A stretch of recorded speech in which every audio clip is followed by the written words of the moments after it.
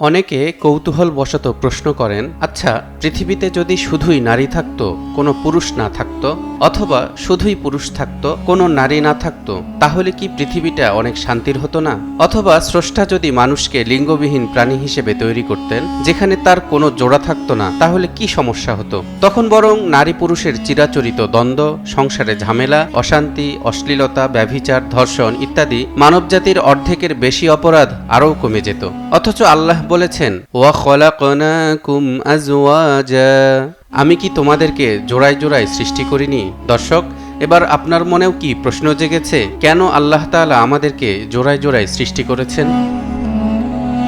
বিপরীত লিঙ্গ তৈরির পেছনে কি বিরাট উদ্দেশ্য রয়েছে তাও আল্লাহ জানিয়ে দিয়েছেন পবিত্র কোরআনে। ইরশাদ হচ্ছে, وَمِنْ آيَاتِهِ أَنْ خَلَقَ لَكُم مِّنْ أَنفُسِكُمْ أَزْوَاجًا لِتَسْكُنُوا إِلَيْهَا وَجَعَلَ بَيْنَكُم مَّوَدَّةً وَرَحْمَةً إِنَّ فِي ذَلِكَ لَآيَاتٍ لِقَوْمٍ يَتَفَكَّرُونَ। তার নিদর্শনগুলোর মধ্যে একটি হলো, তিনি তোমাদের মধ্য থেকেই তোমাদের জোড়া সৃষ্টি করেছেন, যেন তোমরা তাদের কাছে শান্তি পেতে পারো, এবং তিনি তোমাদের ভেতরে একে অন্যের প্রতি ভালোবাসা এবং দয়া দিয়েছেন। নিশ্চয়ই এর মধ্যে চিন্তাশীলদের জন্য বিরাট নিদর্শন রয়েছে। বাস্তবেও আমরা দেখি, সারাদিন বাইরের কাজকর্ম শেষে একরাশ ক্লান্তি আর দুশ্চিন্তা নিয়ে যখন বাসায় ফিরি, তখন স্ত্রী যদি কাছে এসে আলতো করে হাত ধরে একটু গা ঘেঁষে বসে, তখন কি যেন এক অদ্ভুত ঘটনা ঘটে। ক্লান্তি আর দুশ্চিন্তাগুলো যেন কিছু সময়ের জন্য কোথাও গায়েব হয়ে যায়। অথচ স্ত্রী তেমন কিছুই বলেনি বা কিছুই করেনি। সামান্য সঙ্গ আর একটু স্পর্শই যথেষ্ট দুনিয়ার শত সমস্যা স্বামীকে কিছুক্ষণের জন্য ভুলিয়ে শান্তি এনে দেওয়ার জন্য। একই ঘটনা স্ত্রীদের বেলাতেও ঘটে।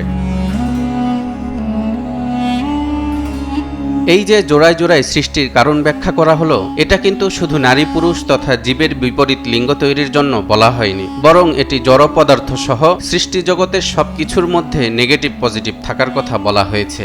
যেমন আসমান জমিন, চন্দ্র সূর্য, দিন রাত, ঠান্ডা গরম, ভালো মন্দ, সুখ দুঃখ, আলো অন্ধকার, বিশ্বাস অবিশ্বাস, জীবন মৃত্যু, জান্নাত জাহান্নাম ইত্যাদি। অর্থাৎ মহান আল্লাহ প্রতিটি বস্তুর একটি প্রতিরূপ সৃষ্টি করেছেন, যা কিছু অর্থে এর থেকে আলাদা, যাতে প্রতিটি অন্যটির থেকে বিপরীত বা প্রতিরূপ হয়। যেমন আগুন শুধু তাপ দিতে পারে কিন্তু ঠান্ডা করতে পারে না, বা বরফ যা কেবল ঠান্ডা করতে পারে কিন্তু তাপ দিতে পারে না। তাই তো মহান আল্লাহ তাআলা ঘোষণা করলেন, وَمِن كُلِّ شَيْءٍ خَلَقْنَا زَوْجَيْنِ لَعَلَّكُمْ تَذَكَّرُونَ।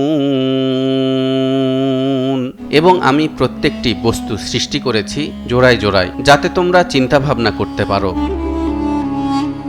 কি সেই চিন্তা ভাবনা? কেন আল্লাহ তাআলা সবকিছুর মধ্যে এমন জোড়ায় জোড়ায় সৃষ্টি করলেন? বিজ্ঞানীরা তা নিয়ে গবেষণা করে বের করলেন এক আশ্চর্যজনক তত্ত্ব, যার নাম কোয়ান্টাম ফিজিক্স এনট্যাঙ্গলমেন্ট থিওরি।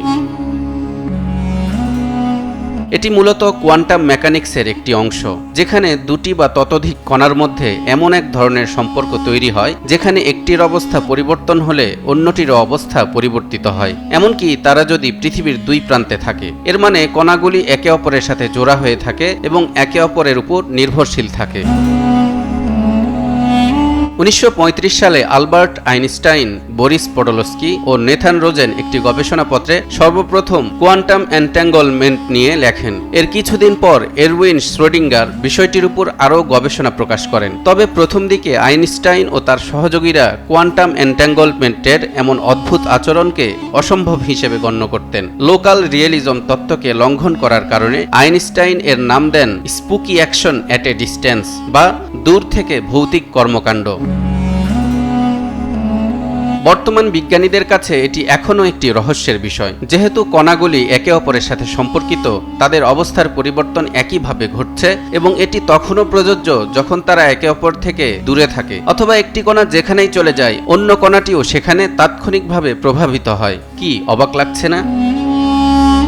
দর্শক, এবার আপনি নিশ্চয়ই বুঝতে পারছেন কোরআনে যখন প্রতিটি বস্তু জোড়ায় জোড়ায় সৃষ্টির কথা বলা হয়েছিল তখন তার বৈজ্ঞানিক ব্যাখ্যাটি এই কোয়ান্টাম থিওরির সাথে কিভাবে মিলে যাচ্ছে। কোরআনে সৃষ্টির জোড়ার মধ্যে একটি অদৃশ্য শক্তিশালী সম্পর্কের কথা বলা হয়েছে এবং কোয়ান্টাম ফিজিক্সও তাই দাবি করে। কণাগুলির মধ্যে এমন এক অদৃশ্য শক্তিশালী সম্পর্ক রয়েছে যা তারা একে অপরের উপর প্রভাব ফেলে। বিজ্ঞানীরা কোয়ান্টাম এনট্যাঙ্গলমেন্টের বিষয়টিকে ভৌতিক কর্মকাণ্ড হিসেবে উল্লেখ করলেও মূলত এর পেছনে রয়েছে মহান স্রষ্টার এক গভীর উদ্দেশ্য। আল্লাহ দেখিয়ে দিয়েছেন প্রতিটি বস্তুর মধ্যে এই জোড়ায় জোড়ায় সৃষ্টি আর নেগেটিভ পজিটিভের বৈপরীত্যের মাঝেও তিনি চাইলে যে কোনো কিছু করতে পারেন নিমিষেই, সেই অদৃশ্য শক্তিকে কেন্দ্র করে। যেমন আগুন আর বরফ। আগুনের কাজ তাপ দেয়া আর বরফের কাজ শীতল করা। অথচ ইব্রাহিম আলাইহিসসালামকে আগুনে নিক্ষেপ করা হলেও তিনি সেখানে পুড়ে যাননি, বরং আল্লাহ তার জন্য আগুনকে বরফের ন্যায় শীতল করে দিয়েছিলেন। এজন্যই আল্লাহ ঘোষণা দিয়েছেন, ইন্নাল্লাহা আলা কুল্লি শাইইন কাদির। নিশ্চয় আল্লাহ সকল বিষয়ে সর্বশক্তিমান। তালহা ইবনে রেজা, নিউজ 24।